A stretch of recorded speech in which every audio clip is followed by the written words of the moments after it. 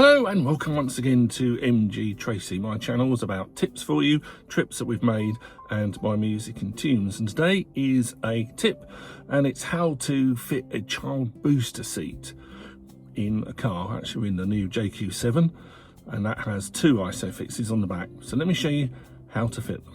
Now the UK law is if a child is under 135 centimetres or less than 12 years old, they do need to be in a booster seat. And any trip on the school run, you're going to see a lot of parents obviously totally unaware of that, but you need to do this to keep your older children safe. Now we're in the back of the new JQ7, but you should find this very similar. So you'll find these little clips here, and they are the openings for you to be able to clip in either a baby seat that may have an extra leg that goes on the floor or an older child seat.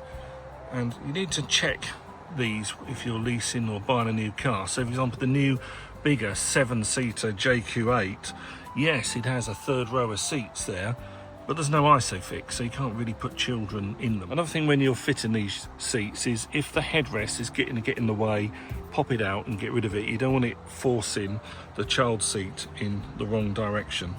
Okay, let me show you how easy it is to fit one. So this is what a My Baby child booster seat look like, but they're all very similar. So at the back here, you'll find you can adjust this, and you're trying to get this so the child's ears are there to get the height right. And then on the side,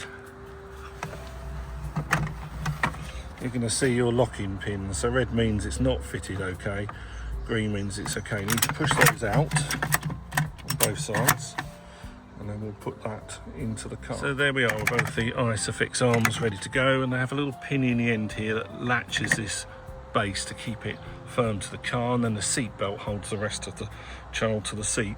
Now all these seats are slightly different, so do make sure you understand and read the instructions for your particular model, but they all fit in a very similar way. Also remember, you don't want kids in the front.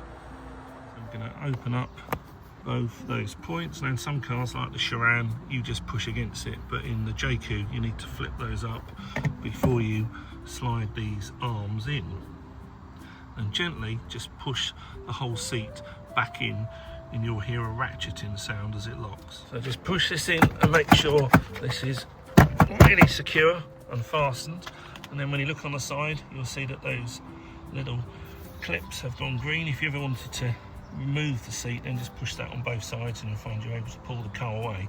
Now the next bit now is to make sure you follow the seat belt through the correct holders to hold the seat belt in the correct place for the height of your child. Just fit that through there and make sure it has gone correctly, so that as it comes across now, you need it underneath both there, and then attach it and lock it as you would a normal seat belt on the other side. How it should look afterwards: you've got your Isofix firmly holding the seat in there. You've made sure that you've got the headrest is not getting in the way of holding that back. If it is, take it out. You've threaded through the correct way, and then you've secured the seat belt a normal way, and then you should have that pattern where at the correct height your child is safe with an impact. Now remember, never buy these second hand from a boot fair or thrift store or whatever. Once they've been involved in an accident, they are supposed to be thrown away, so always start with new ones. Right, as it's twins, we need to do the other side. Okay, so we're going to do exactly the same now for the other twin on the other side. Let's get the second Isofix booster seat in. There we are, that's the second one in. Just need to move that up a little bit. And then for me, I double check that the inertia seat belts are working. So just make sure they're okay. Now all these are correctly placed. Even if your car has airbags, your child or children are really safe. Okay, I hope you found that really useful, and you can keep your child really safe in the car now. If you'd like to support the channel, then please subscribe, that'll really help. This is Paul from a very rainy London, and I'll see you in the next video. Cheerio.